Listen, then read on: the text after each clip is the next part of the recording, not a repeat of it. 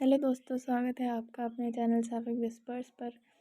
तो फिर से हम वो कहानी आगे कंटिन्यू करेंगे जिसका नाम है ये पहली बार तो नहीं। उसका चैप्टर 14। तो अभी तक हमने जहाँ तक देखा आपको याद ही होगा, आन्या बंगलों में मिलने गई थी गीतांजलि से।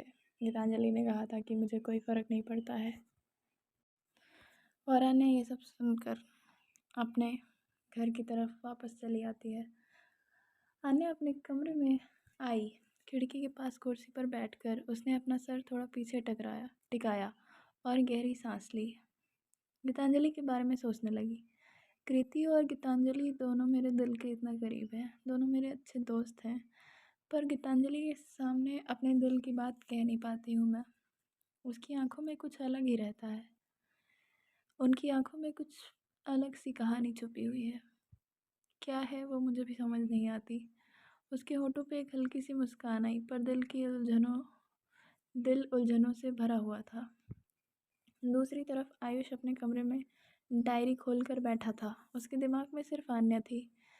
कल मैं उसे लंच पर ले जाऊंगा, ऊटी के कैफ़े में बैठकर आराम से बात होगी। हो सकता है तब वो थोड़ा और कंफर्टेबल फील करे, शायद मुझे ज़्यादा अच्छे से समझ पाए। उसके चेहरे पर हल्की सी तसल्ली थी, जैसे उसने फ्यूचर के बारे में सब कुछ सोच लिया हो। और उसी वक्त गीतांजलि अपने बंगलों की खिड़की से बाहर अंधेरा देख रही थी। उसके मन में जलन थी आन्या और आयुष को एक साथ सोचकर, पर फिर उसने अपने दिल को समझाया, मुझे आन्या और आयुष के बीच नहीं आना चाहिए। अगर उसकी खुशी आयुष के साथ है तो मुझे पीछे हटना होगा। पर क्यों लगता है जैसे मैं उसे खोना नहीं चाहती। उसकी आंखों में आंसुओं की नमी थी, पर दिल में एक कसक भी थी। सुबह सुबह आन्या डाइनिंग टेबल पर बैठी थी। उसके सामने टोस्ट और कॉफ़ी रखी थी, पर उसका ध्यान कहीं और ही था। आयुष ने हल्का सा स्माइल करते हुए बात शुरू करनी चाहिए। आयुष कैजुअली कहता है, आन्या अगर तुम फ्री हो तो आज लंच पर मैं तुम्हें बाहर लेके जाऊँ। एक नया रेस्टोरेंट के बारे में सुना है मैंने, यहाँ मुझे लगा तुम्हें पसंद आएगा। अन्या थोड़ी सी हिचकिचाई, पर फिर बनावटी स्माइल के साथ सिर हिला दिया। हाँ ठीक है, चलते हैं। आयुष के चेहरे पर खुशी चमक उठी। दोपहर को दोनों एक मॉडर्न कैफ़े स्टाइल रेस्टोरेंट में आ गए। आन्या ने ब्लू टी शर्ट और वाइट फॉर्मल पैंट्स पहनी थी। कोइंसिडेंटली आयुष भी ब्लू शर्ट और वाइट ट्राउज़र में था। दोनों बिल्कुल ट्विनिंग कर रहे थे। आयुष हर बात पर ध्यान दे रहा था। खाना ऑर्डर करते हुए भी उसकी नज़र आन्या पर ही थी। आन्या बनावटी हंसी के साथ उसकी बातों का जवाब दे रही थी। कभी ज़्यादा इंटरेस्ट नहीं, पर अपने मैनर्स के लिए स्माइल कर रही थी। आयुष थोड़ी सी मुस्कान के साथ, देखा हम तो मैचिंग मैचिंग लग रहे हैं। आन्या ने हल्का सा फोर्स्ड हंसी हंसी, हाँ वैसे ही लग रहा है। उन दोनों के सामने खाना आ गया और वो बातें करते हुए कैजुअल तरीके से लंच कर रहे थे। तभी रेस्टोरेंट के दरवाज़ा खुला। गीतांजलि अंदर आई। अपने काम के सिलसिले में आई थी वो इस रेस्टोरेंट में। उसे पता भी नहीं था कि आन्या और आयुष यहाँ पर है। तभी उसकी नज़र तुरंत आन्या और आयुष पर पड़ी। आन्या हंसी में आयुष की बात सुन रही थी, और ये देखकर गीतांजलि के दिल में एक अजीब सी चुभन हुई। उसके चेहरे पर पहले तो मास्क जैसा एक्सप्रेशन था, पर अंदर से जलन और थोड़ा गुस्सा और उभर गया।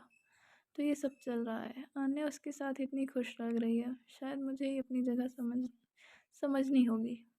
गीतांजलि ने अपने दिल को संभालने की कोशिश की और आंखें थोड़ा इधर उधर कर ली, पर उसकी नज़र बार बार आन्या की बनावटी हंसी पर जा रही थी, जो शायद सिर्फ उसकी आंखें समझ सकती थी। लंच खत्म करने के बाद आन्या और आयुष रेस्टोरेंट से बाहर निकले। आयुष कार लेकर आगे निकल गया था। बिलिंग और कार की चेकिंग करने के बाद आन्या पीछे चल रही थी, अपने फ़ोन में बिजी होने का नाटक करते हुए। उसका मन अभी भी हल्का सा खोया हुआ था। वो हंसी जो उसने लंच पर की हंसी थी, वो उसके दिल से नहीं निकली थी। तभी एक साइड से हल्की आवाज़ आई, क्या हो गया आन्या? आन्या रुक गई। उसने सर उठाया तो देखा गीतांजलि थोड़ा दूर खड़ी है, आंखों में वो तीखी इंटेंसिटी जो हमेशा उसे हिला देती थी। आन्या थोड़ा हिचकिचाकर, आप यहाँ? गीतांजलि थोड़ा क्लोज आती है। उसकी आवाज़ में काम और अंदर से जलन भरी हुई थी। मैं इधर काम से आई थी पर तुम्हें देखा और तुम्हारे चेहरे पर मुझे थोड़ी सी उदासी दिखाई पड़ी। आन्या की आंखें एक पल के लिए बाहर आई पर उसने कंट्रोल कर लिया। गीतांजलि गीतांजलि जी, अब मैं कुछ समझ नहीं पा रही हूँ। माँ पापा चाहते हैं कि मैं आयुष से मिलूँ और उसे समझूँ। अन्य तभी गीतांजलि कहती है कि तो थोड़ा सा टॉन्ट भरी आवाज़ में कहती है, तो फिर समझो आन्या, शादी होने वाली है तुमसे, तुम्हारी उससे। एक पल के लिए दोनों की आंखें मिलती हैं। आन्या के दिल में तूफान है पर उसके चेहरे पर चुपचाप शांति। तभी आयुष की आवाज़ पीछे से आती है, आयुष। आन्या, चले। आन्या तुरंत पलट जाती है और गीतांजलि अपनी नज़र नीचे कर लेती है, बस हल्की सी मुस्कान के साथ मुड़ जाती है और अपने रास्ते चली जाती है, जैसे अपने इमोशंस छुपाने की कोशिश कर रही हो। आन्या उसकी पीठ को दूर तक जाते हुए देखती है। दिल में एक ही बात घूम रही थी, ये सब मैं संभाल पाऊंगी या नहीं, पता नहीं। और हाँ, जब आन्या ने उसे गीतांजलि से कहा था कि उसके मम्मी पापा चाहते हैं कि मैं आयुष को समझूं, तो गीतांजलि ने एक सेंटेंस और कहा था कि समझने की ज़रूरत सिर्फ उसे है जिसे तुम्हारे दिल ने चुना है। तो अभी अभी तो आन्या और आयुष दोनों घर आ चुके होते हैं। गीतांजलि भी अपने घर आ चुकी थी। फिर लंच के बाद सब अपने रूम्स में चले गए थे। आन्या अपने कमरे की खिड़की के पास बैठी थी। उसके सामने वही डायरी खुली हुई थी। हाथ में पेन था लेकिन शब्द आ ही नहीं रहे थे। उसका दिमाग बार बार रेस्टोरेंट्स की पार्किंग लॉट में गीतांजलि के शब्दों पर अटका हुआ था। वही शब्द कि समझने की ज़रूरत सिर्फ उसे है जिसे तुम्हारे दिल ने चुना है। आन्या ने डायरी में धीरे से लिखा, गीतांजलि जी, आपकी आंखों में जो सच था उसे मैं कैसे इग्नोर कर दूं, लेकिन मैं ये भी जानती हूँ कि आप खुद को मेरी ज़िंदगी से दूर रखना चाहती हो। मैं दोनों रिश्ते नहीं संभाल पाऊँगी। उसने पेन रखा, अपने चेहरे को दोनों हाथों से छुपाया और गहरी सांस ली। उसके दिल में गीतांजलि के लिए एक वक्त में प्यार था, खिंचाव और दर्द सब मिलकर अजीब सी जलन बना रहे थे। दूसरी तरफ आयुष अपने बेड पर लेटे हुए मोबाइल पर आन्या की फ़ोटोज़ स्क्रॉल कर रहा था, जो उसने लंच के दौरान छुप कर क्लिक की थी। उसके चेहरे पर एक हल्का सा स्माइल था। वो खुद से मन में कहता है, मुझे पहली बार किसी को देखकर ऐसा लगा है जैसे ये लड़की मेरी ज़िंदगी में हमेशा से थी और हमेशा रहनी चाहिए। उसने फ़ोन साइड में रखा और डायरी में एक लाइन लिखी, आन्या, आई डोंट नो तुम मुझे एक्सेप्ट करोगी या नहीं, पर मैं तुम्हें अपना बना कर रहूँगा। वो फ्यूचर इमेजिन करने लगा, शादी, एक घर, एक नॉर्मल सी ज़िंदगी जहाँ आन्या उसके साथ होगी। अपने बंगलों की बालकनी में खड़ी गीतांजलि, उसी सेम टाइम पे गीतांजलि का पॉइंट ऑफ व्यू, अपने बंगलों की बालकनी में खड़ी थी। हाथ में एक कप कॉफ़ी था, उसका चेहरा खामोश था और आंखें भरी हुई। मुझे लगता है मैं अपनी ज़िंदगी को कंट्रोल कर सकती हूँ, पर आन्या के आने के बाद ये सब कुछ बदल गया है और अब शायद मेरी जगह कोई और ले रहा है। उसने एक गहरी सांस ली और रात की ठंडी हवा में आंख बंद कर ली। आन्या डायरी बंद करके बेड पर पलट कर लेट ही रही थी कि फ़ोन का स्क्रीन चमक उठा। कृति का नाम देखकर उसने कॉल रिसीव किया। कृति की आवाज़ यूजुअल से ज़्यादा खुश और वार्म थी। आन्या, गेस व्हाट, मैं कल ऊटी आ रही हूँ। बस 4 दिन की छुट्टी मिली है, सोचा तुझे सरप्राइज़ दे दूँ। आन्या के थोड़े उदास चेहरे पर एक हल्की सी चमक आ गई। उसने मुस्कान छुपाते हुए कहा, पागल है तू, पहले से बता देती तो मैं तेरे लिए कुछ प्लान कर लेती, और अब तो तू मेरी भाभी भी है। कृति हंस पड़ी, बस अब तू टेंशन मत ले, कल से मैं तेरे पास हूँ। वैसे तू ठीक तो है ना? तेरी आवाज़ थोड़ी हैवी लग रही है। आन्या एक पल के लिए चुप हो गई, फिर हल्का सा झूठ बोलते हुए बोली, हाँ मैं बिल्कुल ठीक हूँ, बस थोड़ा थक गई थी। कृति ने प्लेफुल टोन में कहा, थक गई है या किसी और के बारे में ज़्यादा ही सोच रही है? आन्या ने तुरंत बात बदल दी, चुप कर, कल तू आ जा, फिर तुझे सब बताऊंगी। अब ठीक है, फ़ोन रख अब।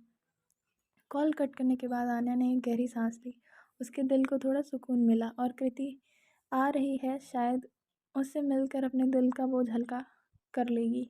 ऐसा उसने खुद के मन में सोचा। दूसरी तरफ गीतांजलि अपने बालकनी से वही सितारे देख रही थी। दिल में बस एक ही बात चल रही थी, मुझे आने से दूर रहना होगा, वरना मैं अपने आप से हार जाऊंगी। उसने कॉफ़ी का कप टेबल पर रखा और अंदर चली गई, लेकिन उसके दिल की हलचल उसके चेहरे पर साफ लिखी थी। सुबह की हल्की ठंडी हवा चल रही थी। आन्या ब्रेकफास्ट टेबल पर आयुष के साथ बैठी हुई थी, लेकिन उसका मन इधर उधर भटक रहा था। तभी गेट पर कार रुकती है।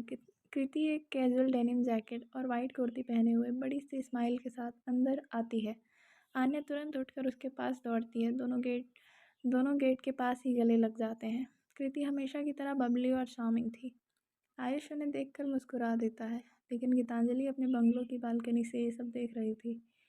उसके दिल में एक अजीब सी खाली जगह महसूस होती है। आन्या के चेहरे की वो चमक मैंने तो कभी उस तरह नहीं देखी अपने लिए। कृति चेयर खींचकर बैठ जाती है और आन्या के प्लेट से टोस्ट उठा लेती है। तू बिल्कुल दुबली पतली है, अभी भी इतनी धीरे धीरे खाती है। आन्या हंसकर उसके कंधे पर हाथ रख देती है। आयुष नोटिस करता है कि दोनों की बॉन्डिंग अलग ही लेवल की है। गीतांजलि नीचे बालकनी से उतरते हुए धीरे से आन्या के घर के अंदर एंटर करती है, क्योंकि वो भी कृति की अच्छी दोस्त बन चुकी थी 2 4 6 दिनों में।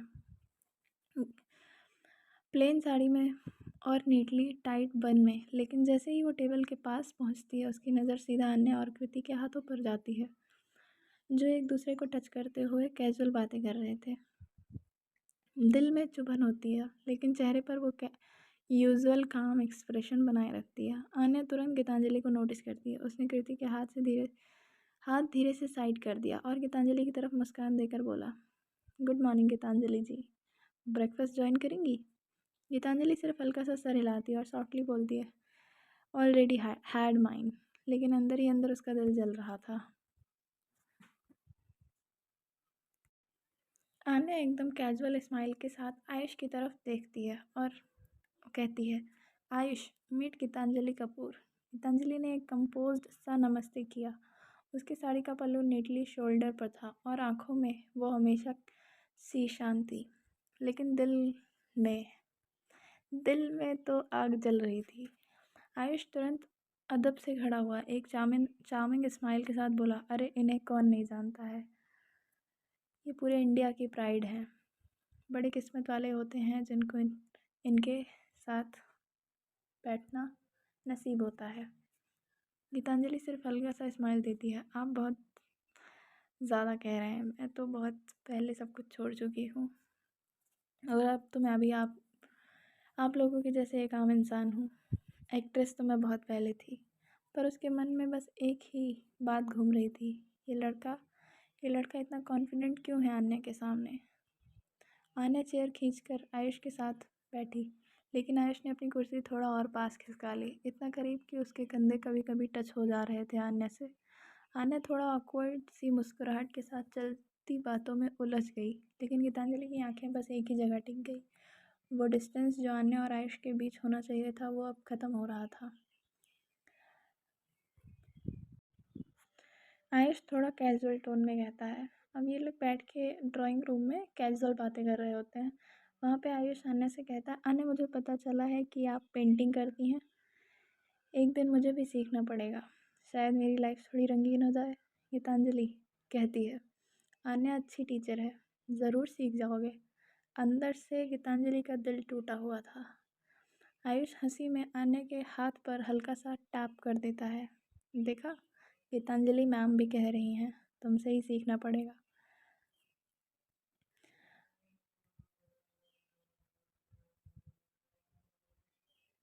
आन्या ऑकवर्डली हाथ पीछे खींच लेती है, लेकिन गीतांजलि के चेहरे पर वो हर एक पल का एक्सप्रेशन दिख रहा था, जैसे अंदर ही अंदर एक बिजली सी चल गई हो। गीतांजलि चुपचाप उन दोनों को देख रही थी। क्या मैं बेकार ही उसके लिए इतना महसूस करती हूँ? शायद आन्या की दुनिया में ऑलरेडी जगह बन चुकी है आयुष की, और मुझे अपने दिल को समझाना पड़ेगा। उसने अपना कप उठाया, एक सिप ली और सीधा खिड़की के बाहर देखने लगी, ताकि उसे कोई उसकी आंखों में जो जलन है उसको समझ ना सके। आयुष और अन्य की बातों में हल्का सा लाफ्टर था, पर गीतांजलि के लिए वो आवाज़ जैसे कानों में चुभने लगी हो। जैसे ही आयुष ने आन्या के कंधे के करीब झुककर उससे एक बात बोली, गीतांजलि ने अपने होंठ भींच लिए और एक और कप को टेबल पर धीरे से रख दिया। उसके चेहरे पर कोई एक्सप्रेशन नहीं था, पर आंखों में एक अनजानी सी जलन क्लियरली दिख रही थी। वो बिना कुछ बोले टेबल से उठ गई और रेस्टोरेंट के दूसरे साइड नो घर के दूसरे साइड एक शांत कॉर्नर की तरफ चली गई, जहाँ एक खिड़की से बारिश की हल्की बूंदें दिख रही थी। आन्या ने तुरंत नोटिस किया कि गीतांजलि उठकर चली गई है। उसकी नज़र ऑटोमेटिकली आयुष से हटकर उस तरफ चली गई जहाँ गीतांजलि खड़ी थी। गीतांजलि खिड़की के पास दुपट्टा थोड़ा अपने साड़ी के पल्लू को थोड़ा ठीक करते हुए दूर तक देख रही थी, जैसे वो टेबल पर चल रही हंसी और बातों को इग्नोर करना चाहती हो। आन्या का दिल एकदम से भीग गया। क्या गीतांजलि जी को बुरा लगा? उन्होंने ऐसे क्यों छोड़ दिया टेबल? आयुष की आवाज़ पीछे से आई, आन्या तुम सुन रही हो ना? लेकिन आन्या के कान अब आयुष पर नहीं थे, सिर्फ गीतांजलि के उस पल में खोई हुई शक्ल पर थे। आन्या ने चेयर से थोड़ा सा उठकर कहा, आयुष एक मिनट, मैं आती हूँ। और बिना वेट किए उसकी चाल सीधी खिड़की की तरफ चल दी, जहाँ गीतांजलि खड़ी थी। गीतांजलि ने आंखों से एक पल के लिए उसे देखा, फिर नज़र तुरंत दूर कर ली, जैसे कुछ कहना चाहती हो पर कह नहीं पा रही हो। सीन थोड़ा आगे शिफ्ट होता है। आन्या पानी पीने किचन में जाती है। किचन में बस हल्की सी रोशनी आ रही थी, बर्तन की हल्की सी खनक और चूल्हे पर रखे केटल का बस हल्का सा शोर। बाकी सब कुछ एकदम खामोश था। आन्या ने पानी का ग्लास उठाया ही था कि पीछे से एक कदम की आहट हुई। गीतांजलि अंदर आई। उसकी आंखों में वो शांति नहीं थी जो हमेशा होती है, बल्कि कुछ और था। आन्या ने हल्की सी मुस्कान के साथ कहा, आपने कुछ खाए? आपको कुछ चाहिए गीतांजलि जी? लेकिन गीतांजलि बस उसे घूरती रही। उसके दिल में अभी भी ड्राइंग रूम के सीन्स घूम रहे थे। आयुष का आन्या के इतने पास बैठना, वो पॉजेसिव अंदाज, सब जैसे उसके अंदर आग लगा गया था। आन्या ने ग्लास टेबल पर रख दिया और थोड़ा पास आई। आप इतनी चुप क्यों हैं? सब ठीक है ना? इसी एक सवाल ने जैसे गीतांजलि का सबर तोड़ दिया हो। वो अचानक आगे बढ़ी। उसने आन्या के हाथ को पकड़ा और उसे एक झटके में किचन के दरवाजे के साथ पिन कर दिया। दरवाज़ा खिड़की हल्की सी आवाज़ के साथ हिल गया। आन्या चौंक गई। उसके होठ से बस एक हल्की सी आवाज़ निकली, गीतांजलि जी। गीतांजलि की सांसें तेज़ थी।